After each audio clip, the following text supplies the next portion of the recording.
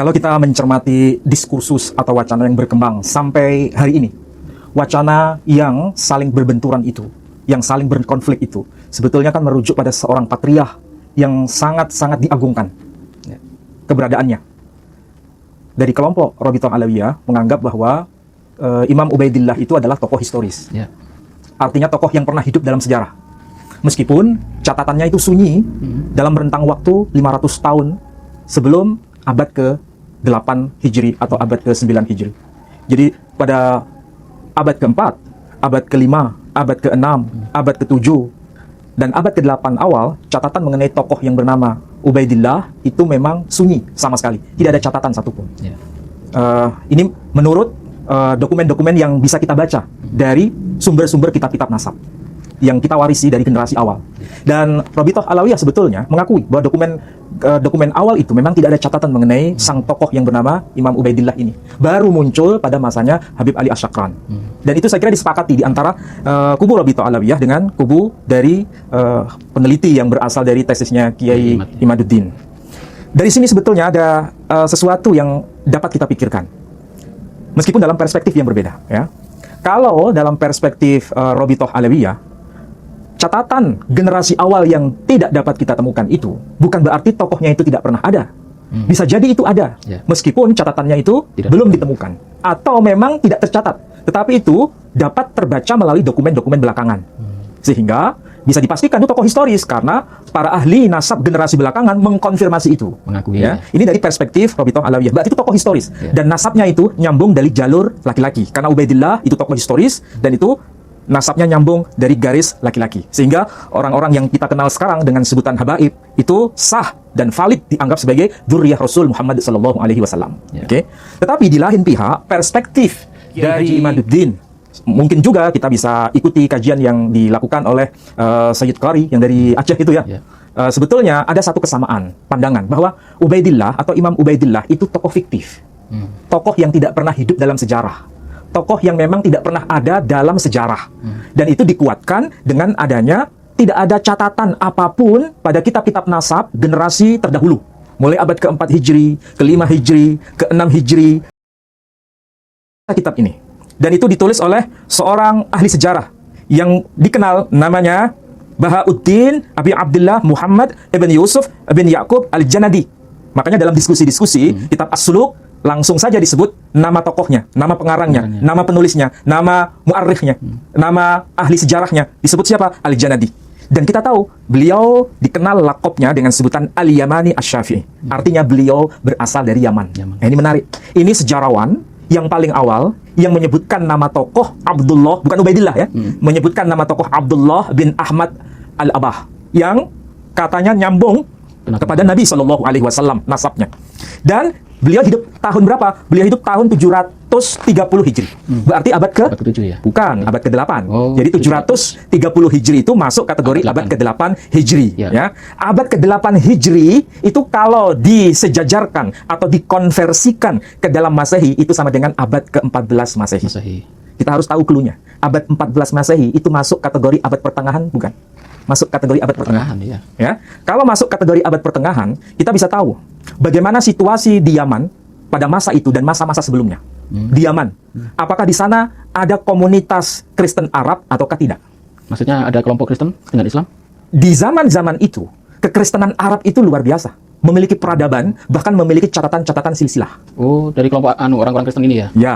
Dan Yaman jangan dianggap sebagai Yaman yang Islami secara mutlak, tapi Yaman itu merupakan kawasan melting point, kawasan yang menjadi titik temu dari semua tradisi, baik itu yang Muslim, kemudian yang Kristen ada di sana. Itu Kristen Timur, Koptik itu ya? Kita kenal dengan sebutan Kristen Ortodok. Oh, ya. Ortodok. Yaman waktu itu dalam sejarah di masa klasik itu ada diperintah oleh Raja Abraha. Pernah dengar kisah ini? Raja Abraha. Raja Abraha itu sebetulnya representasi dari kekristenan Yaman. Dan berkaitan dengan persoalan nasab itu menjadi bagian dari tradisi orang-orang Yaman Kristen. Oh, dari kelompok Kristen malah sudah ada. Nasab ini. Sudah ada. Dan kita bisa tahu bahwa ada memang sejarah yang harus diungkap di situ. Untuk berbicara mengenai kitab yang dikarang oleh Bahauddin Abi Abdullah Muhammad ibn Yusuf ibn Yaqub al-Janadi, Al-Yamani Asy-Syafi'i, ya. Maksudnya bagaimana? Kita nggak mungkin bisa memecahkan teka-teki di antara dua diskursus yang saling berseberangan, kecuali merujuk pada tradisi kekristenan Arab di kawasan Yaman.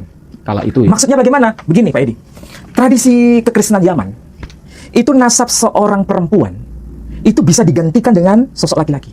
Maksudnya nasab dari jalur perempuan. Kalau misalnya ada nasab ya, Ya. nasab laki-laki kemudian punya anak perempuan. Perempuan. Anak perempuan ini kemudian posisinya bisa digeser menjadi menantunya. Oh, menantunya masuk. Menantunya bisa masuk ke situ. Oh, itu boleh. Dan tradisi itu bisa kita baca dalam Alkitabul Muqaddas. Oh, Alkitabul Muqaddas yang versi bahasa Arab sendiri. Ini kitabnya dalam apa? tradisi ini ya, kekristenan Arab khususnya di kawasan Yaman. Kita tahu bahasa orang Yaman itu kan sebetulnya tidak jauh beda dengan bahasa orang-orang Ethiopia. oh, Bahasa orang-orang Ethiopia, mereka menyebutnya Leshana Legusha. Leshana Negusha, bahasanya Najasyi. Nah, bahasa Arabnya menyebutnya Najasyi. Najasyi itu bukan nama orang, Pak Edi. Oh. Itu istilahnya sama dengan raja, sama dengan sultan kalau bahasa Arabnya, sama dengan apa itu? Malik, raja. Secara harfiah begitu. Tapi mungkin karena kita kekurangan literasi menyebutnya itu nama orang, Najasyi, raja Najasyi. Najasyi. Kalau menyebut Najasyi itu ya raja itu ya Najasyi. Seperti Fir'aun itu ya. Fir'aun itu dikira nama orang, padahal itu Nama orang. raja. Iya. Gelar dalam bahasa Koptik, Iya. Pharaoh Pharaoh. kalau bahasa Ibraninya. Negusha itu dalam bahasa Koptik ya. Dan kalau menyebut kitab, mereka menyebutnya dengan istilah ketabah.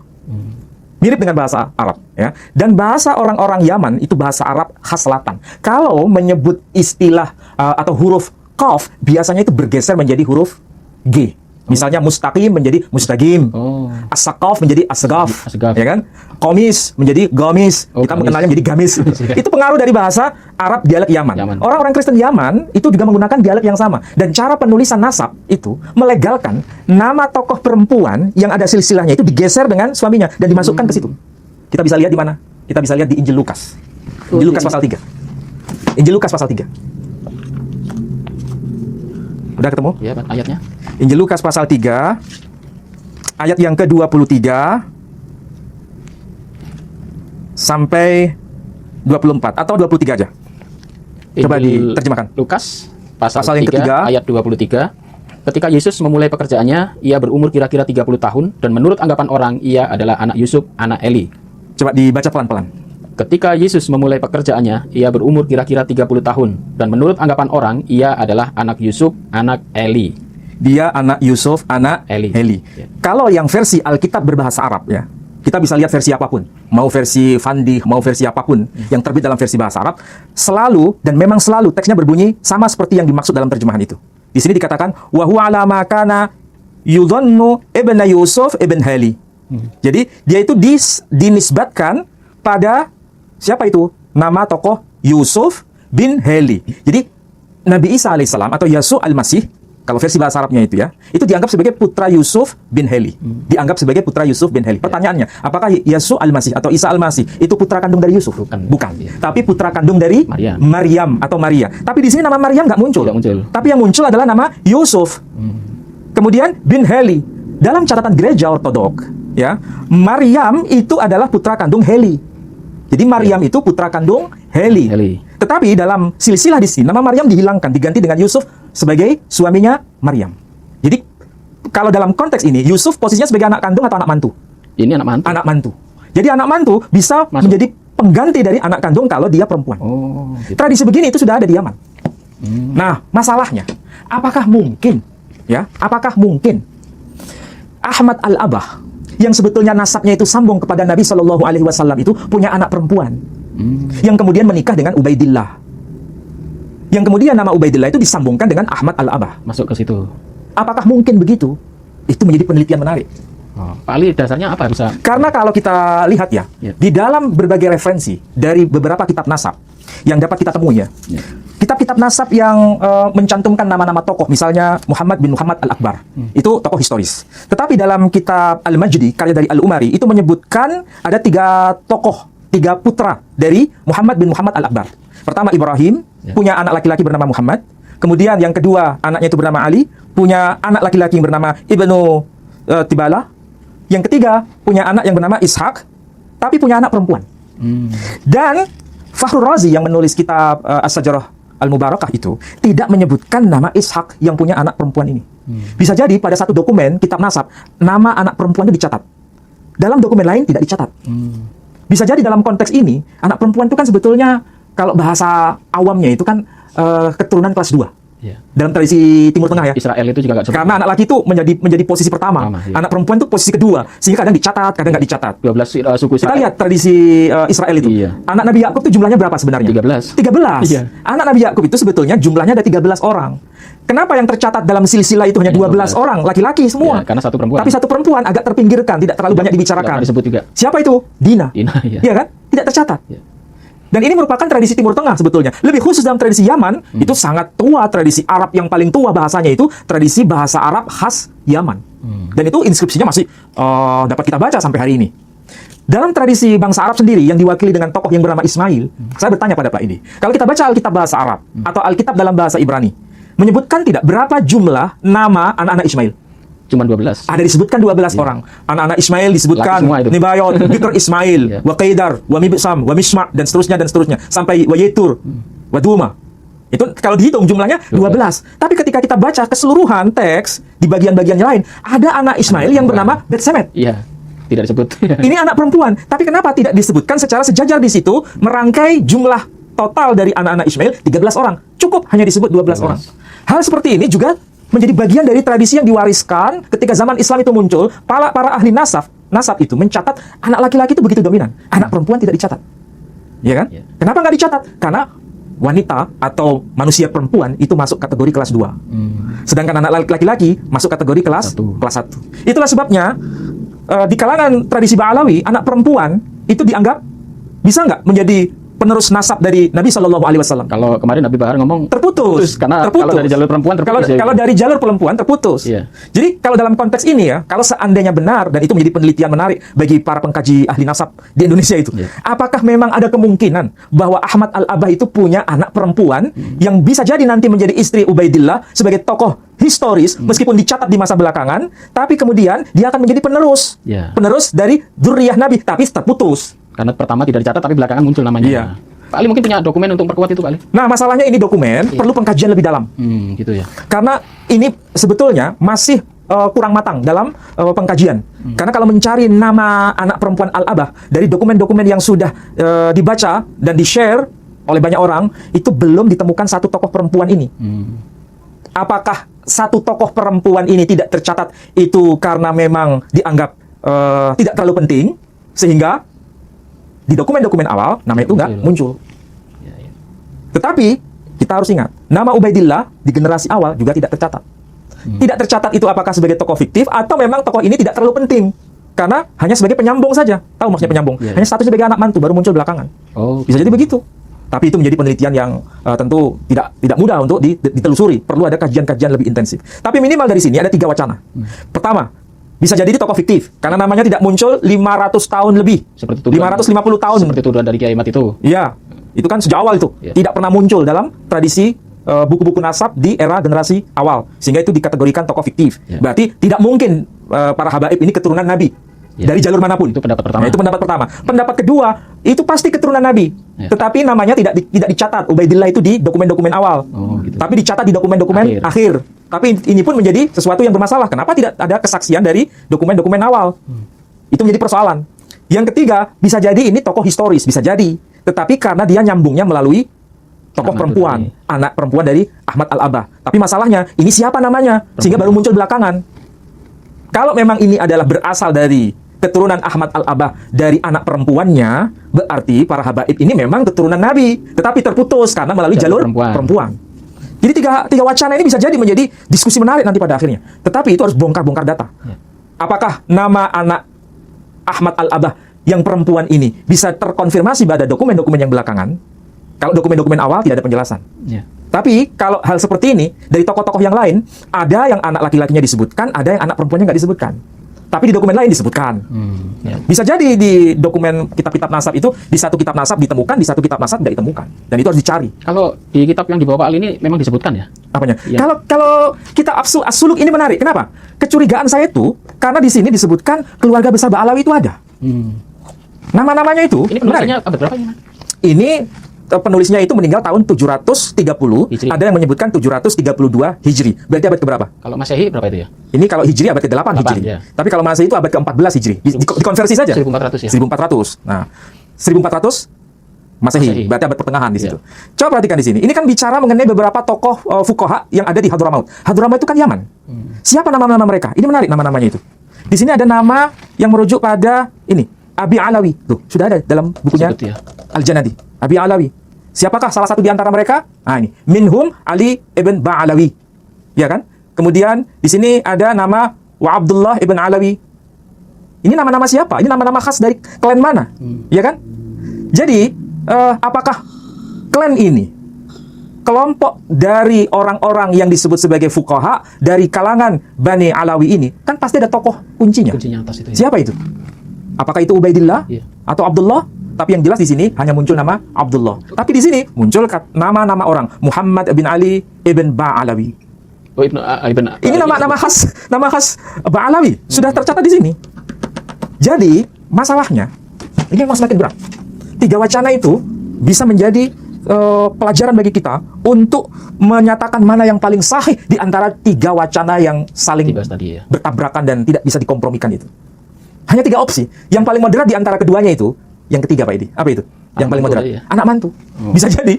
Itu anak mantu. Kalau anak mantu kemudian namanya itu dicantolkan di situ. Ini kan sama dengan yang termaktub di Alkitabul Muqaddas.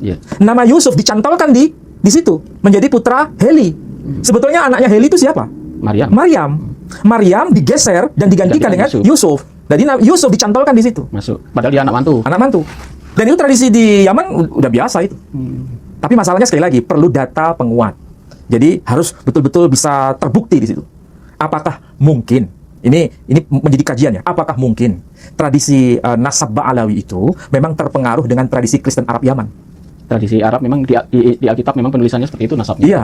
Dan itu biasa dalam tradisi Arab Yaman, terutama dari kalangan gereja Ortodok Ethiopia yang kemudian sampai ke kawasan Yaman. Dan kita harus tahu juga kenapa ya. Ini kita kalau lihat pada Al-Qur'an. Di Al-Qur'an itu ada nggak surat gajah? Li'ila fi Quraisyin ila fihim ikhlatas syita'i was shaif. Itu salah satu ayatnya. Tapi ada juga ayat yang lain berkaitan dengan Al-Fil. Ya kan? Surah Al-Fil. Surah Al-Fil, kalau surah Quraisy itu kan perjalanan orang-orang Quraisy dari utara ke selatan. Utara itu ke Palestina, ke selatan itu ke kawasan Yaman. Ya kan? Itu menjadi sebuah tradisi dan diceritakan dalam Al-Qur'an, itu sudah menjadi kebiasaan. Dan itu fakta historis. Tapi masalahnya kalau ada surah Al-Fil, artinya gajah. Apa mungkin di kawasan Yaman itu ada gajah? Dari mana itu gajah? Ternyata itu ada kaitan dengan Afrika Timur. Dan itu ada kaitan dengan persoalan migrasi orang-orang Ethiopia sampai ke kawasan Hijaz. Maka tidak salah juga Bilal bin Rabah, salah satu sahabat Nabi, orang Ethiopia yang menjadi budak, kemudian dimerdekakan, itu sampai ke kawasan Hijaz. Oh, karena jalurnya jalur perdagangan itu ke situ. Dari Afrika tadi. Iya. Jadi gajah itu dibawa nyebrang melalui Laut Merah, melalui Teluk Aden ya. Jadi Ethiopia dengan Teluk Aden kan sangat dekat, tidak terlalu jauh. Sehingga gajah bisa masuk ke situ. Jadi asalnya bukan dari Yaman, nggak ada Yaman gitu dari gajah. Adanya dari Ethiopia. Kekristenan itu juga berkembang melalui jalur itu. Sampai ke Yaman ini. Ya. Dan tradisi kekristenan Arab dalam catatan nasab memperkenankan pola seperti itu. Kira-kira Pak Edi dari sini lebih sepakat yang mana di antara 3 kemungkinan wacana yang sedang diperdebatkan itu? Saya tidak sepakat semua ini. Soalnya kalau memilih salah satu ini kita nanti berat ini. Soalnya kalau kita lihat di luaran sana Bali, bahkan kita kemarin ada yang bahas kita dituduh Wahabi lah, dituduh macam-macam. Ya sebetulnya keilmuan itu kan tidak boleh ya dengan tuduhan yang macam-macam tanpa dasar. Semua kan berbasis pada data.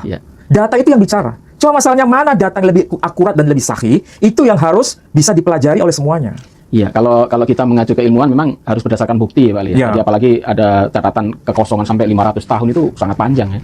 Tapi memang ada juga pendapat bahwa pembahasan nasab itu hanya 2 generasi ke atas katanya. Tidak perlu sejaman sampai ke atas-atas gitu. Bagaimana itu, Ali? Ya itu kan argumentasi salah seorang ahli nasab yang berkaitan dengan suhrah wal istifadah itu. Artinya cukup itu diakui oleh 2 masa sebelumnya. 2 masa itu maksudnya 2 masa apa? Ukurannya apa? Dan itu apakah 2 masa itu tidak terkait dengan 2 masa sebelumnya? Nah, itu kan problem juga kan? Diukur mulai kapan 2 masa ini ya? Itu menjadi pertanyaan yang belum fix di antara narasumber yang sedang berbincang itu mengenai tema besar itu. Baiklah, saudara-saudaraku sekalian, memang agak pusing ya mikir nasab. Karena memang dokumennya belum ketemu, dan syukur-syukur nanti kalau dokumennya ketemu ya, atau tadi Pak Ali udah pesimis ini, dokumennya mungkin tidak ditemukan lagi. Jadi untuk masalah ini biar masing-masing yang berpikir ya, kita tidak mau perusahaan sini. Yang jelas kita hanya membahas masalah dari segi keilmuan, kita tidak memblok kanan atau ke kiri. Yang jelas ini tadi ada 3 opsi. 3 opsi pun itu kita ambil juga dari pendapat dari yang pro Kiai Imad, kemudian dari Tengku Qori juga yang menuduh bahwa dari Mbak Alawi itu adalah tokoh fiktif karena ada kekosongan waktu itu ya. Kemudian dari kelompok Robito, mereka berkeras bahwa Mbak Alawi ini adalah tokoh historis dan memang ada, dan jalurnya memang nyambung ke Nabi Muhammad. Dan opsi ketiga tadi udah dijelaskan oleh Ustadz Ali, apa mungkin bahwa ini Habib Alawi ini ternyata nyambungnya anak mantu ya. Karena apa? Karena awal-awal memang tidak dicatat, tetapi di akhir-akhir itu dibahas dan itu memang dicantumkan nama itu. Ini ada tiga kemungkinan ya, kita sampai hari ini pun tidak bisa menentukan mana yang benar, mana yang tidak. Ini semua masih PR ya, PR besar yang harus diputuskan oleh kelompok yang masih bertikai ya. Baiklah saudaraku, kita ingatkan sekali lagi bahwa Yayasan Pembina Mu'allafat Tauhid sampai hari ini masih membuka donasi untuk kelanjutan pembangunan pondok pesantren dan juga masjid yang ada di Desa Wonosalam, Jombang. Saat ini pembangunan sudah berjalan, ya sedikit-sedikit ada dana kita bangun ya, karena dana yang masuk jika tidak langsung besar, jadi dana terkumpul 1 bulan baru kita jalankan. Untuk itu bisa kirim donasi Anda ke nomor rekening 111-888-9971 di Bank Syariah Indonesia atas nama YPM Jawa Timur. Gitu Pak Ali, mungkin ada yang mau dibahas lagi Pak Ali? Ya, saya kira sudah saya jelaskan secara detail bahwa pembahasan mengenai nasab Ba'alawi ini, jangan lupa itu sentralnya ada di Yaman. Dan penulis sejarah mengenai Ba'alawi itu adalah orang Yaman. Namanya tadi sudah saya sebut, Bahauddin, ya. Al-Yamani Asy-Syafi'i. Dan tradisi itu sangat kuat di Yaman mengenai pencatatan nasab itu. Meskipun dia bukan seorang ahli nasab, dia seorang sejarawan ya, tapi dia mendengar banyak informasi di masyarakat Yaman. Dan yang dia dengar tentu dalam konteks multi etnik dan multi agama di situ. Dan tradisi kekristenan Arab di Yaman itu sangat kuat dalam tradisi pencatatan nasab dan memungkinkan anak mantu bisa masuk dalam silsilah nasab. Itu buku ini buku sejarah atau buku khusus nasab ini Pak Ali? Kalau buku As-Suluk ini khusus buku sejarah. Menceritakan buku sejarah yang pertama kali menyebutkan nama Abdullah, bukan Ubaidillah ya. Abdullah. Itu sejarah perkembangan Islam di Yaman atau gimana itu? Ya, berkaitan dengan sejarah para ulama dan para raja. Jadi dia menjelaskan itu. Dan nama-nama itu tercatat di dalam buku ini. Dan sebagian sudah saya sebut, beberapa fuqaha ahli fikih yang ada di Yaman, di Hadramaut, namanya ada dari kalangan klan Ba'alawi. Ada di situ. Apakah itu ditambahkan oleh muhakkik atau tidak? Itu perlu pembanding dari dokumen lain. Karena saya sebetulnya punya 2 versi. Ini baru 1 versi. Versi satunya belum saya ungkap. Ini baru 1 versi. Tapi pengarangnya sama? Pengarangnya sama, tetapi ada beberapa bagian yang tidak sama. Tapi bukunya sama? Maksudnya penerbitannya, bukunya sama? Penerbitnya berbeda, kemudian yang menjadi sumber manuskripnya berbeda, meskipun nisbatnya pada tokoh yang bernama Bahauddin Abi Abdillah. Oh gitu. Sama. Judulnya sama? Judulnya sama, Kitab As-Suluk. Oh iya. Yang satu terbitan dari San'ah yang belum saya sampaikan di sini. Ini bukan terbitan San'ah, tapi Darul Minhaj. Terbitan Darul Minhaj. Ada 2 jilid sebetulnya. Iya. Cukup Pak Ali? Saya kira cukup demikian. Baiklah saudara-saudaraku sekalian, cukup sampai di sini ya pembahasan soal nasab ini, dan semoga bisa diambil kesimpulan masing-masing ya, baik itu yang dari kelompoknya Kiai Imaduddin atau dari kelompoknya Robito Halawiyah. Yang jelas kita di sini membuka clue-clue dan itu menjadi PR yang besar sebelum nanti 6 bulan lagi katanya ada pertemuan akbar biar ini bisa memecahkan permasalahan. Dilanjutkan kajiannya. Baik, semoga bermanfaat pertemuan pada malam hari ini. Tunggu pertemuan kita selanjutnya. Wabillahi taufiq wal hidayah. Wassalamualaikum warahmatullahi wabarakatuh. Waalaikumsalam.